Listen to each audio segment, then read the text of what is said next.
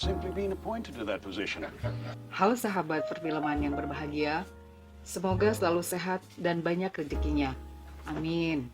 Seperti biasa, Ma akan bercerita film yang dibintangi oleh aktor-aktor luar biasa seperti Sean Connery, Kevin Costner, Andy Garcia, dan Robert De Niro yang berjudul The Untouchable.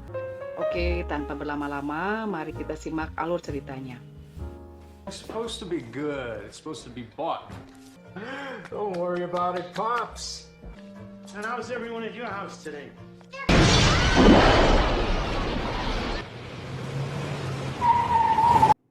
Seseorang yang sedang merenung karena membaca sebuah berita koran yang memuat berita terjadinya pengeboman di salah satu toko di kotanya.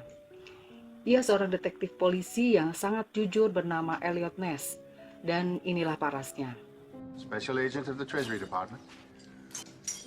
At the request of the city of Chicago. What does this program consist? Siang itu di kepolisian sedang mengadakan konferensi pers akibat bom tersebut. Elliot segera memeriksa kesiapan anggotanya untuk melakukan operasi penggerebekan pabrik minuman keras yang berada di wilayah Chicago, tepatnya dekat warung sekoteng Mr. Capone.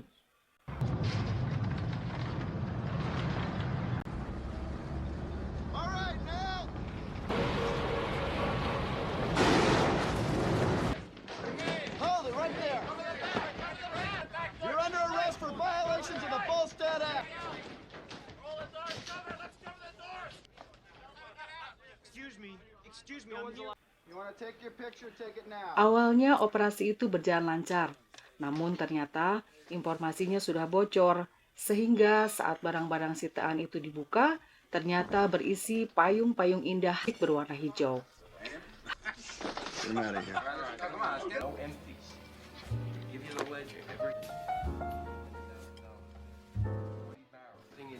Berita gagalnya operasi ini menjadi headline di surat kabar kota. Saat itu, sang pemilik pabrik minuman yang bernama Big Al atau nama tenarnya Al Capone membaca koran tersebut dengan wajah tertawa karena ia merasa berhasil mengelabui seluruh polisi Chicago pada saat itu. Capone mempunyai banyak sekali kaki tangan dan anak buah. Salah seorang tangan kanannya yang kejam bernama Nerty ialah yang selalu membantu menyingkirkan para pesaing-pesaing Capone, dan inilah tarannya.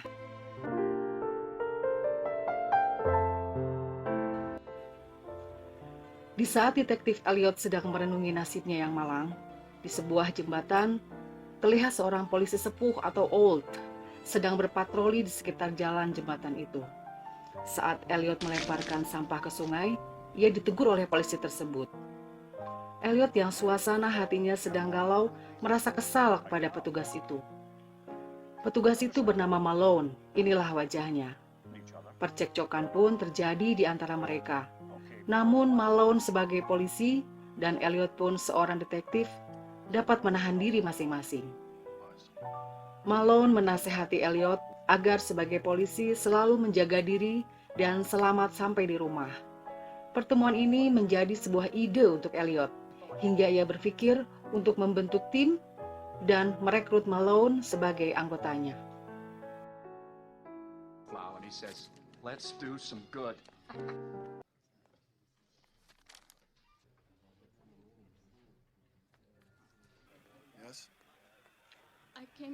Di saat itu, seorang ibu dan putrinya menjadi korban bom di awal cerita, berusaha menemui Elliot. Ia sangat berterima kasih karena Elliotlah orang pertama yang berani melawan Al Capone dan berharap Elliot jangan mundur untuk menangkapnya. Ibu inilah motivasi dan inspirasi Elliot untuk berusaha sekuat tenaga menghancurkan organisasi mafia di bawah pimpinan Al Capone. Setelah beberapa hari kemudian, Elliot segera mendatangi rumah Malone yang tak sulit memang sebagai seorang detektif untuk menemukan kediaman Malone.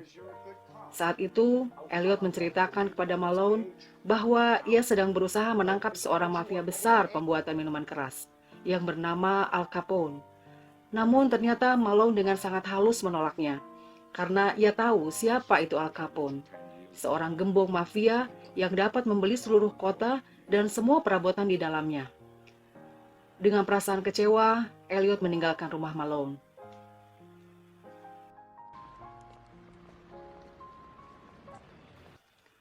Keesokan harinya, saat Elliot memasuki kantornya, ia agak heran dengan seorang berperawakan pendek sedang duduk di kursi dan mejanya. Orang tersebut memperkenalkan diri dari biro yang bernama Oscar. Oscar dengan percaya diri memperlihatkan hasil investigasinya mengenai pendapatan Al Capone kepada Elliot. Namun Elliot sangat tak tertarik karena yang ia butuhkan adalah seorang agen handal yang dapat memegang senjata untuk melawan Capone, bukan seorang akuntan. Ia pun segera meninggalkan Oscar dan berlaru begitu saja. Saat ia berjalan keluar, ternyata Malone telah berada di hadapannya. Malone segera mengajaknya ngopi di luar, karena ia tahu bahwa ada orang-orang Capone yang berada di kepolisian. You said you wanted to know. Do you really want to get him? Everything within the law. And then what do you prepare? You must be prepared. Setelah berdiskusi singkat, Malone segera mengajak Elliot untuk menemui rekannya di kepolisian di bagian pendidikan taruna kepolisian. Saat itu mereka mewawancara dua orang polisi muda. Kemudian Elliot dan Malone bertemu dengan Stone. Knew it. That's all you need, one thieving wop on the team. I said that you're a lion.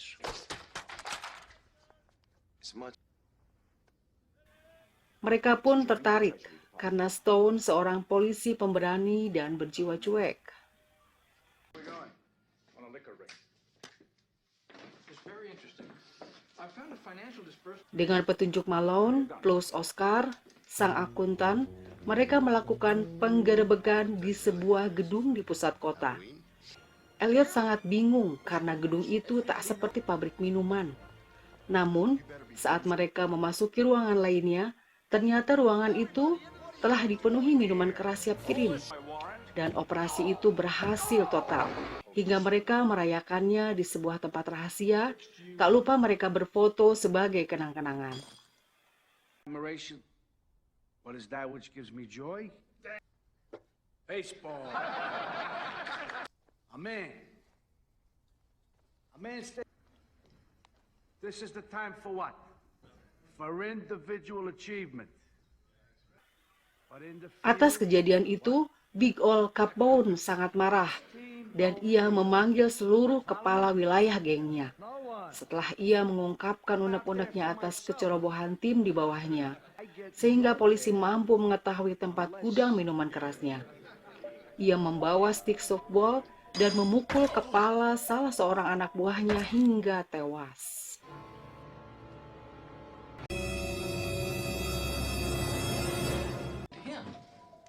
Legally, he receives no income. What if we could talk for a minute? John O'Shea, hold it. Saat mereka sedang melakukan rapat, tiba-tiba datanglah utusan anak buah Al Capone. Sure.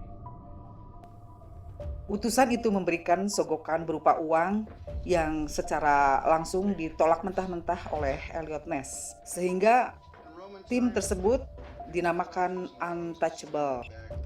Must agree to disagree. Oh, is that the thing? No one can get to you? Then I'll see him in hell. Hey, nice house. Little girl's house. Saat itu Elliot sedang berjalan untuk kembali ke rumahnya. Ia mendapat teror seseorang dari sebuah mobil. Ia pun segera berlari mencari putrinya yang ternyata sedang bermain di atas. Elliot mengetahui bahwa keluarganya tidak aman dan ia segera mengevakuasi semuanya ke rumah sang mertua.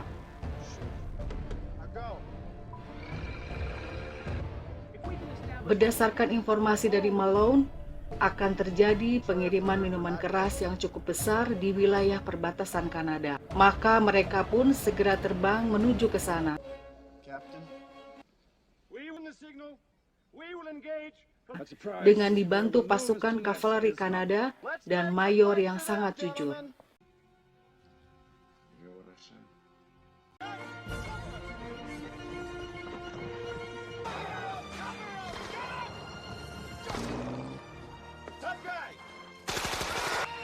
Mereka berhasil menangkap dan menghancurkan pengiriman minuman keras tersebut dan mendapatkan sejumlah dokumen dan buku besar yang sangat penting.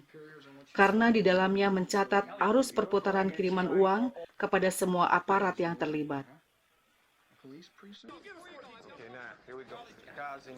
Namun sebuah tragedi terjadi saat Oscar dan si tahanan yang akan bersaksi mengenai semua kegiatan Capone. Saat di lift, Oscar dan si tahanan tak mengetahui seorang anak buah Capone yaitu Nerti ternyata menyamar sebagai polisi dan membunuh mereka berdua. Ternyata kepala polisi yang bernama Jimmy sudah mengetahui semua itu. Namun ia hanya bisa diam karena ia pun antek-anteknya Capone.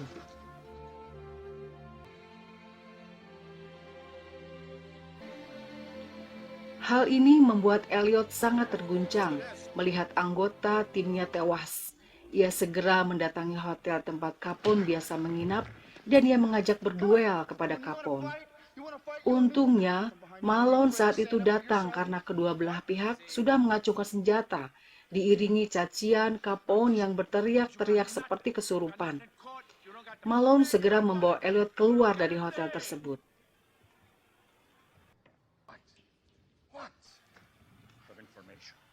Malone segera menemui Jimmy dan meminta Jimmy memberitahukan di mana akuntan Capone. Karena ialah saksi penting untuk dapat menangkap The Big Al. Hal ini membuat perkelahian di antara mereka.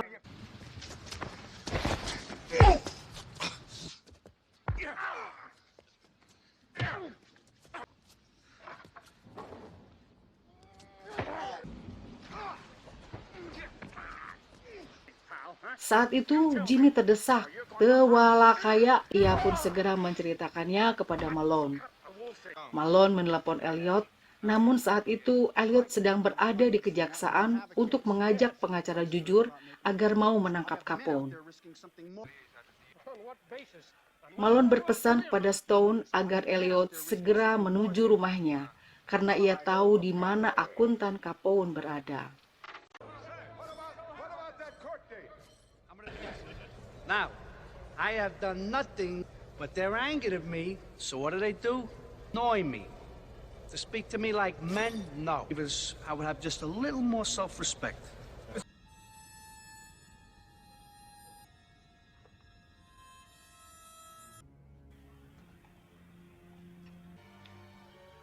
Akan tetapi, sebuah tragedi kembali terjadi. Rumah Malone didatangi anak buah suruhan Capone yang bernama Nerti, dan mereka berhasil memancing Malone menuju pintu belakang. Malone terkejut saat tembakan beruntun mengarah kepadanya.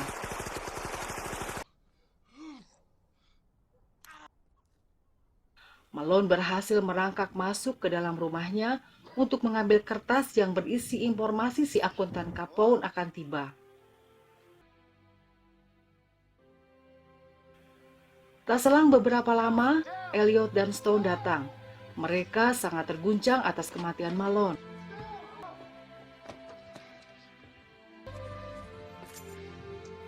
Detik-detik saat akhir hayatnya, Malone dengan sisa tenaga terakhir memberitahukan di mana stasiun kereta api si akuntan akan datang.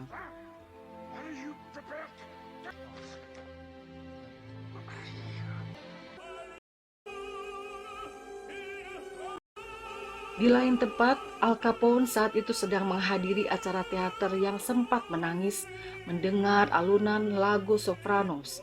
Kemudian, Nerti membisikkan kata-kata kepada Capone, tugas berjalan lancar, sehingga Capone pun menangis sambil tertawa.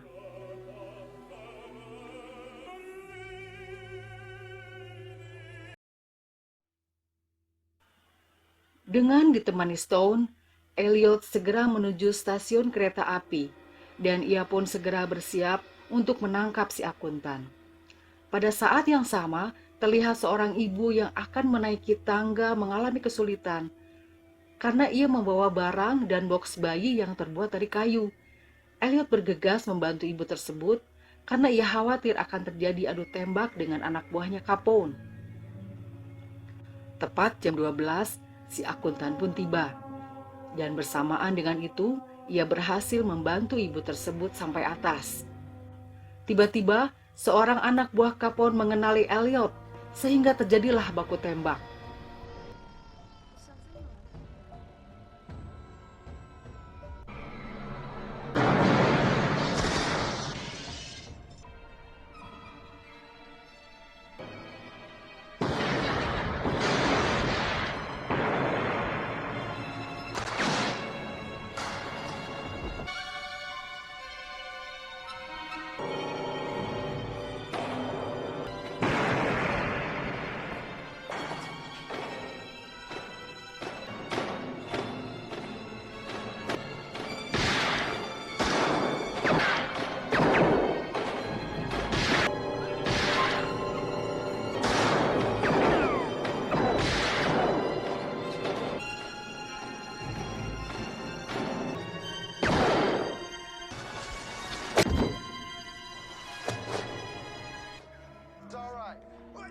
dan ia pun mengarahkan pistolnya kepada seorang bandit yang menyandera si akuntan.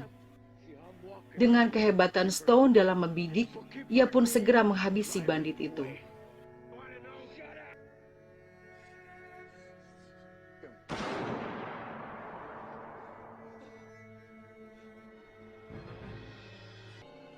They said that is correct. And you will decipher these coded entries for us. Sorry, Mr. Payne, I can't hear you. I said I will. To Mr. Capone? In a 3-year period. Dengan adanya kesaksian si akuntan, maka sidang perkara Al Capone versus negara dapat diselenggarakan. Namun saat itu Nerti, anak buah Al Capone, memasuki ruang sidang dengan membawa sepusuk pistol.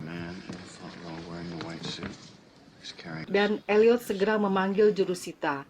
Dengan arahan Elliot, mereka segera keluar sidang dengan membawa Nerti yang membawa senjata tersebut. Namun ternyata mereka tak dapat menyintas senjatanya karena surat sakti dari wali kota. Elliot segera mengembalikan senjata itu, namun saat Elliot hendak menyalakan rokok dengan memakai korek api Nerti, ia membaca sebuah alamat yang ternyata itu alamat balon rekannya yang terbunuh. Nerti segera menembak petugas sita dan melarikan diri menaiki tangga gedung. Dengan membawa senjata petugas sita, Elliot mengejar si Nerti. Kemudian kejar-kejaran pun terjadi.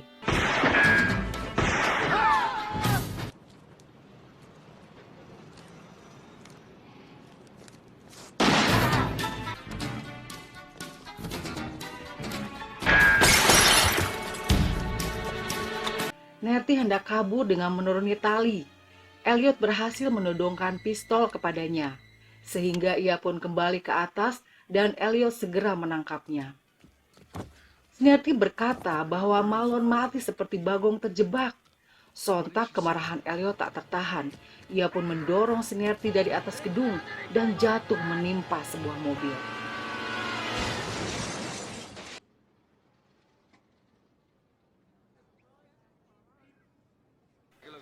Sementara itu, Stone berhasil mengambil sebuah daftar dari saku Nerti yang ternyata adalah daftar juri yang telah dibayar oleh Capone dalam sidangnya. Elliot segera menemui hakim dan ia mengatakan bahwa nama hakim tersebut ada di dalam buku besar Capone.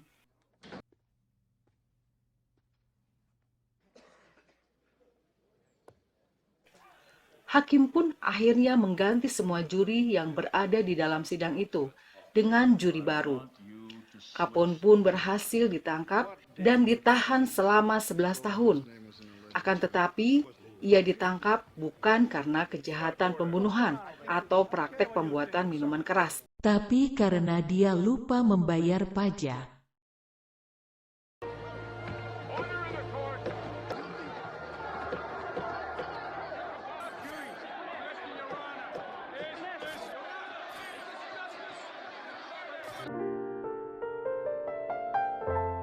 Pesan dari cerita film ini, kita jangan berputus asa dan takut untuk menegakkan kebenaran.